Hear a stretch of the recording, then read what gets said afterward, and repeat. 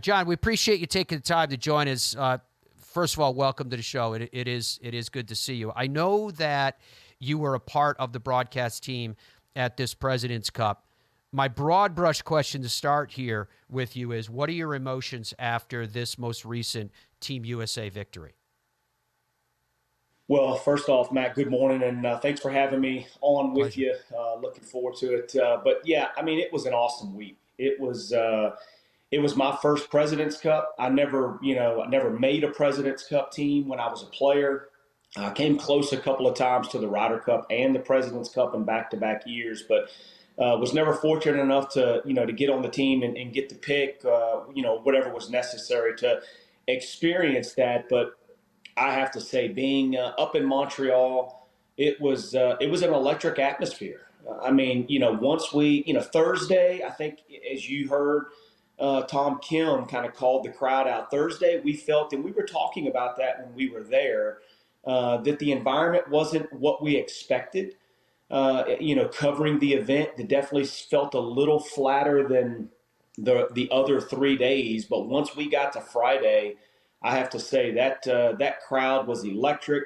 You heard roars pretty much all day on the ground. So it was just a really fun week to be a part of. And I'm just glad I was there to be able to cover the action. Stuart Sink said earlier on this program that he felt like it was Team USA against the world. Well, other than Europe, it literally was that, but I think he was throwing in everybody everywhere, if you weren't from the USA, were against Team USA. Is there something bigger that we should read into that, or is this just about one side is predominantly the favorite, the other side clearly the underdog, and people tend to support the underdog? Yeah, I think that's just it. I mean, I think it's, you root for the underdogs, you get that. But it's also the United States knew that going to Montreal. I mean, they're on foreign soil. It's no different than when the United States goes to the Ryder Cup, somewhere in Europe. I mean, they know that it's going to be the United States versus Europe and the entire crowd that's going to be there. Yes, you get the American fans that travel or that are there or that come out and cheer for the United States team and players, but the majority of the fans up there, being in Canada, they know they're on foreign soil. They're there to cheer on the internationals in this format. So I really think that was more of where he was going, being, the United States against literally the rest of the world, because that's exactly what that competition is. After Team USA got blanked in the second session, over the next two, they ended up collecting 6 of the 8 points. How significant was that comeback in terms of a demonstration of character and grit that no matter what, you get hit in the chin like that after going up 5-0 in the first session, then you get blanked in the second one, to come back and do what Team USA did? What did you think that meant? I thought that was huge. And I actually mentioned that on the broadcast during the 4-ball competition when the U.S. got swept in round 2 and they came right back out in the 4-ball competition. There were some matches, most of them were fairly close for a while. And that was really the case the entire week. I mean, even in the first day when the United States swept the internationals, most of those matches were one up for the majority of the day. I think 3 of the 5 went to the 18th hole. So it wasn't like it was a complete blowout by the United States. But in the end, it obviously, worked out in the U.S. favor where they won 5-0. But when they got swept in round 2, they were able to come back. I mentioned in the broadcast, if the United States can just figure out a way to win each session, whether that's 2.5 to 1.5 or 3-1 or whatever the case may be, that will be a big statement for them going into the singles portion of the competition. And again, those matches were close both in the morning and the afternoon, but they got it done. And I think that's what champions do. When they get knocked down, they find a way to get back up. They rally behind one another, and they got the job done.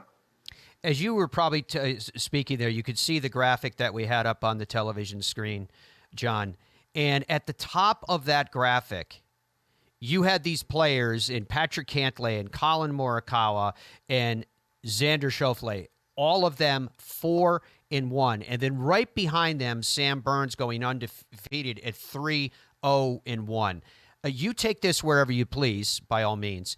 But what do you think in terms of the leadership that you saw from Team USA in this particular President's Cup?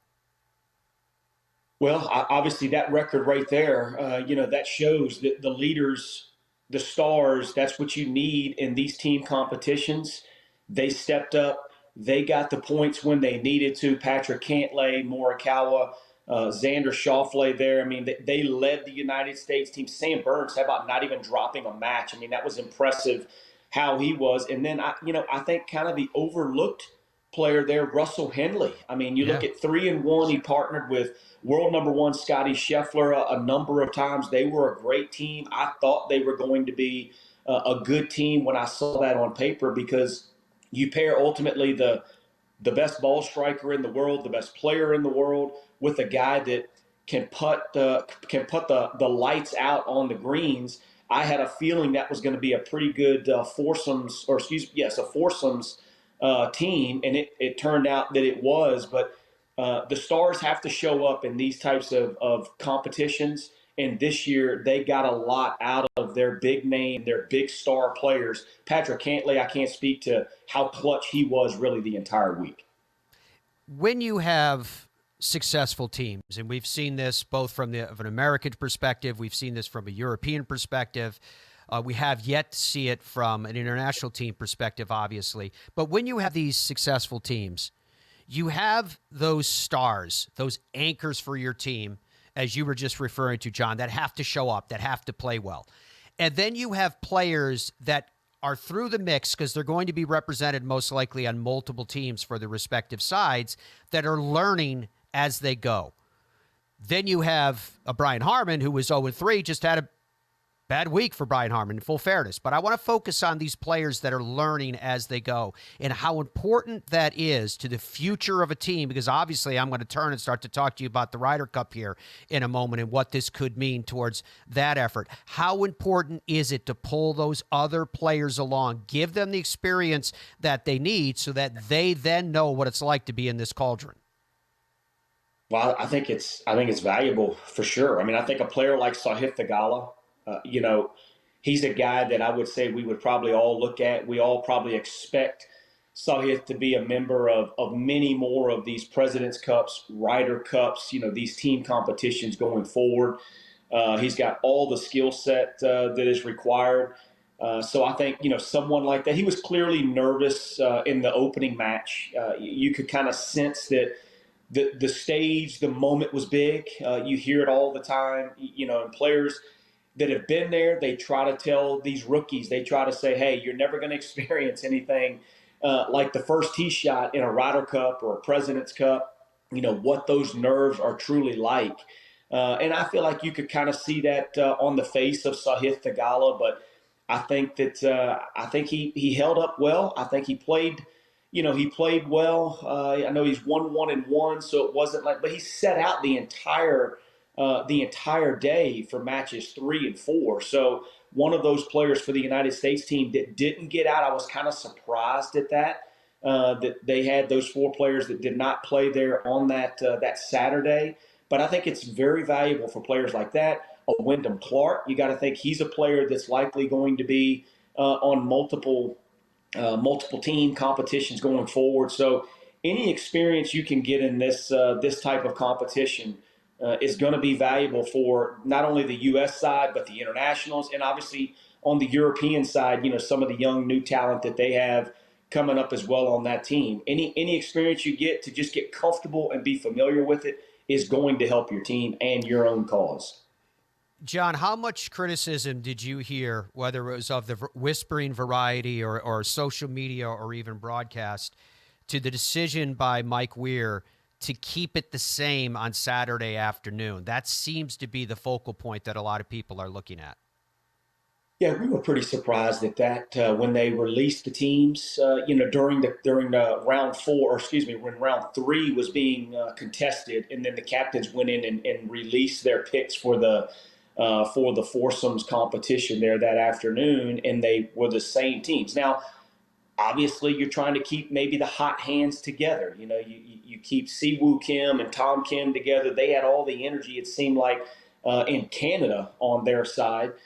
So, you keep them together. You had the Canadians, Mackenzie Hughes, Corey Connors, obviously trying to keep the crowd into it. But I was a bit surprised. I kind of thought it was shocking to me that Minwoo Lee did not play at all on that Saturday portion. I really thought he was a guy that the internationals were maybe going to lean on pretty hard and hope that they could kind of get something going out of him. But Captain Weir decided not to send him out. He stuck with the guys that he felt maybe were playing the best. Now, we obviously don't know were there injuries, were guys struggling with something. We obviously don't know what goes into these picks, but it was a bit surprising to all of us that he kept the same teams. We're going 36 holes that entire day on a Saturday. John, Siwoo Kim and Tom Kim. There was definitely a spark there. There's definitely an enthusiasm there. There's definitely a point of rallying that took place there. My question for you is when particularly Tom Kim is either questioned or criticized, perhaps for behavior, etc., would it have been any different if the exact same antics took place on the American side? Would it have been okay because it's on the other side? Is that just typical team competition banter at that point? Yeah, I think it's typical team competition banter. I mean, I think it's they had the energy. They were obviously playing great golf, but Tom Kim. I mean, he was like that 2 years ago at Quail Hollow there for the international team. Trevor Immelman talked about it. He was like the spark, for the international team. He even mentioned that, hey, this guy is going to be a superstar in the game. He's great for the game, but he was great for the international team then. He brought the same energy that he had 2 years ago in Charlotte. He brought that same energy, but the thing about it is he was backing it up with the way he was playing, both he and Siwoo Kim. I can't tell you how many putts Siwoo Kim seemed to make. Every single putt that he needed to make or a shot that they needed to pull off, both he or Tom Kim, somehow they dug deep and they found a way to get that done. But, I think it's just all in the spirit of that competition.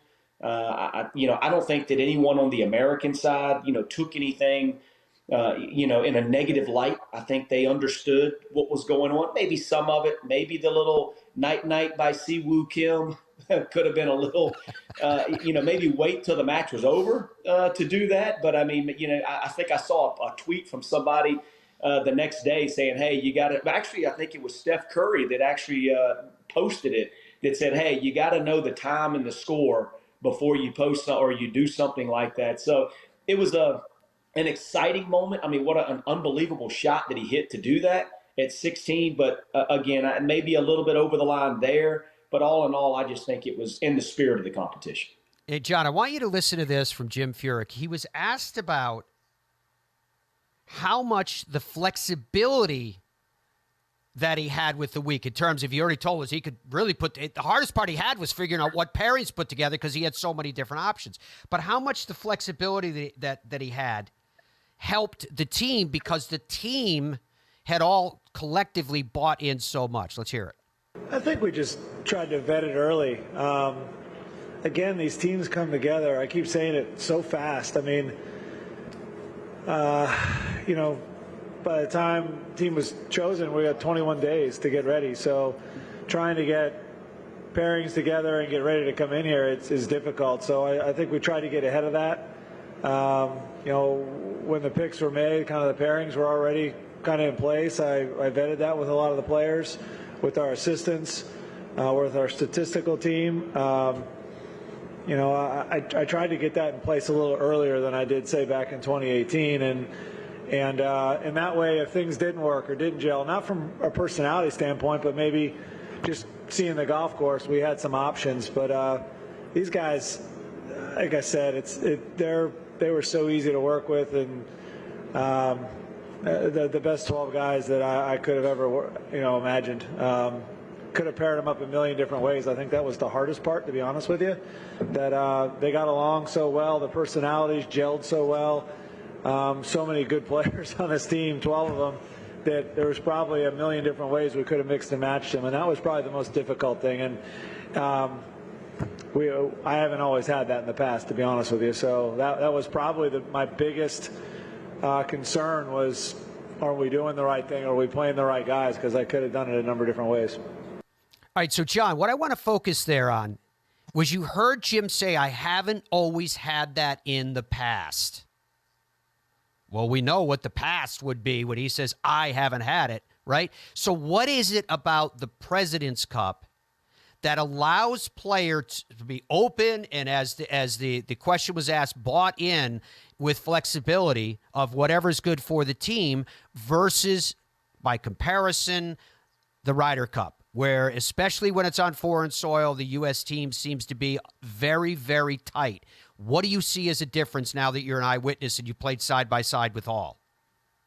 Yeah, man, that's a great question, and it's such a, I don't know, it's such a fine line. I feel like, I feel like in watching, being a part of the President's Cup this year, and then watching all the Ryder Cups in the past, watching the President's Cups in the past, man, I feel like the United States team, we just putt better than we do in the Ryder Cup. I feel like we execute shots a little bit better in the President's Cup than we do in the Ryder Cup. I don't know why. I don't know if it's a mental thing going into the Ryder Cup that the U.S. team, puts more into it. They put more emphasis on the Ryder Cup than they do the President's Cup, and because of that, as we all know, when expectations, creep into this game, all of a sudden, things can kind of go sideways. But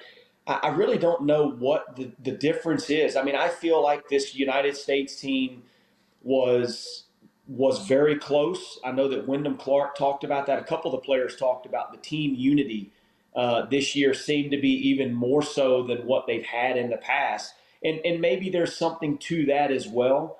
Maybe we've come into some of these Ryder Cups. I think that Jim Furyk even mentioned leading into the President's Cup this year that, hey, we're not going to necessarily let you and your friend go out and play a match, the way we've done it before in the Ryder Cup. I mean, I know Patrick Cantlay, Xander Schauffele, you got to put them out in alternate shot. I mean, they have been dominant in that format. Now, they got throttled in round 2, so it didn't matter there, but they bounced back in the next session there in round 4 to get the point for the United States team. But it's just, I think Jim Furyk did a good job of mixing these guys up, putting them with whoever he thought they were going to play the best with. But I really don't know what the difference is. I think the crowd, the environment at a Ryder Cup. I was in Italy last year cheering on the United States team just as a fan, as a good friend of Zach Johnson, and obviously some other of the assistant captains and players as well. But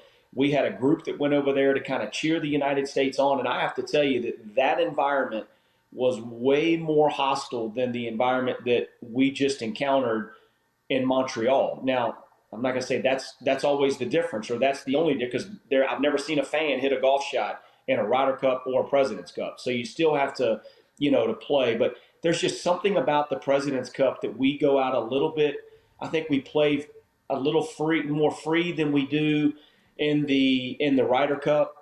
Yeah. And we just have to figure out a way to carry this mindset into the Ryder Cup. And I think that with the United States, if they can do that, they find a way to kind of get back over that and win possibly on foreign soil. John Rollins, a 3-time winner on the PGA Tour, part of the broadcast this past week. He's a part of a lot of broadcasts now, both on the radio side and on the television side. I've had a chance to work with you quite a bit this year, John, on the TV side for PGA Tour Live. I love it. Congratulations with your success. Thank you for your time. Folks, we're going to run to break and wrap up the show right after this.